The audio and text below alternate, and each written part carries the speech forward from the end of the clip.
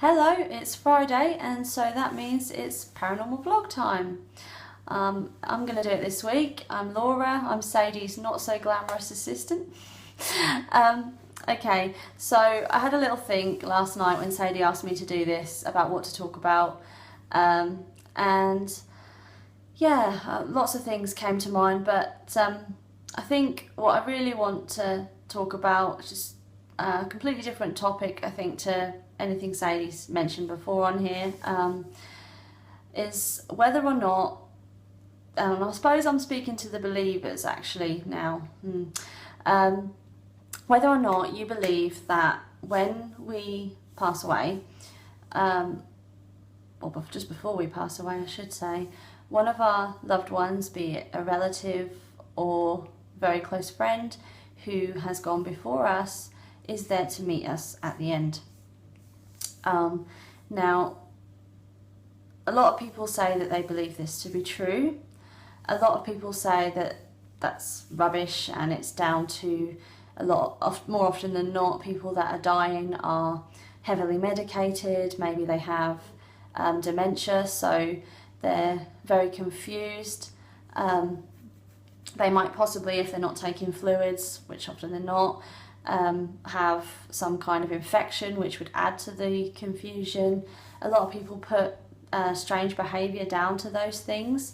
I personally, I don't always, because I don't believe that to be the case. I see the same sort of behaviours in people that are dying far too often for it to always be down to dementia, or you know, the person might not even have dementia, or confusion. I think to them it's very, very real. It certainly seems very real when you witness it.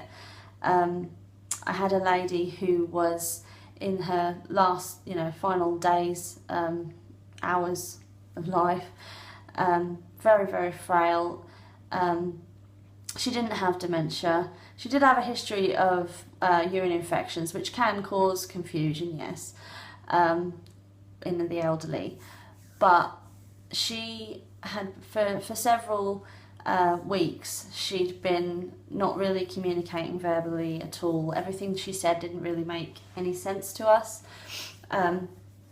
She hadn't been taking food and fluid. She would, whatever position we would lay her in, she would sort of revert back to being in the same sort of fetal position with her head down and her knees up.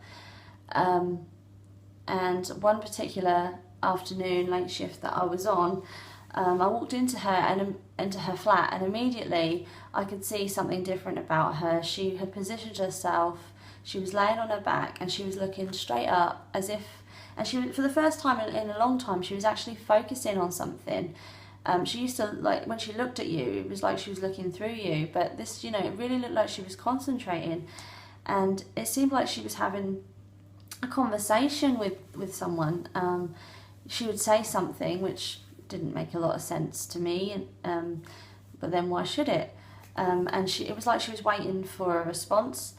And obviously, because we look after these people and we know them very well, we have a care plan which has a lot of life history in it. So we know what the husband or wife's name would be, or all the family names, anyone that was special and important to them, the names are all there, so that if they talk about them, we can respond appropriately.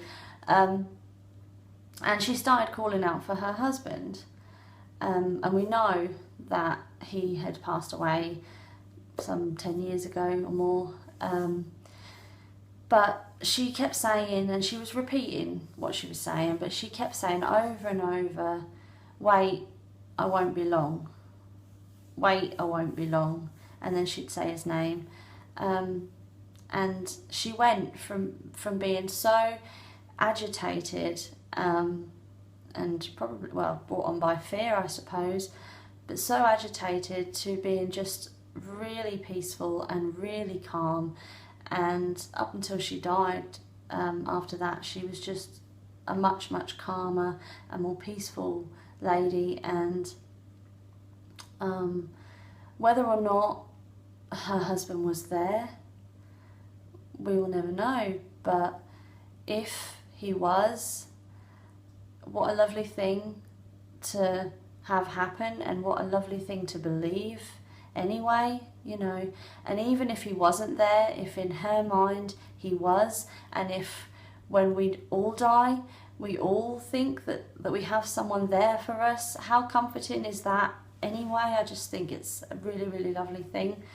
But the believers out there will obviously, you know, they'll straight away, definitely someone that loved us who passed on is there at the end. And obviously the skeptics will think it's a load of rubbish brought on by confusion and the fact that, you know, we're just not, we're just dying, and so we don't really know what reality is anymore. I don't know. But yeah, I'm interested to see what people think about it though, and if anyone has experienced that themselves. Yeah, that's pretty much all I've got to say. I think Sadie will be doing the vlog next week. I don't know if I dare do it again now. But yeah, have a freaky Friday and chat to you again at some point. Bye.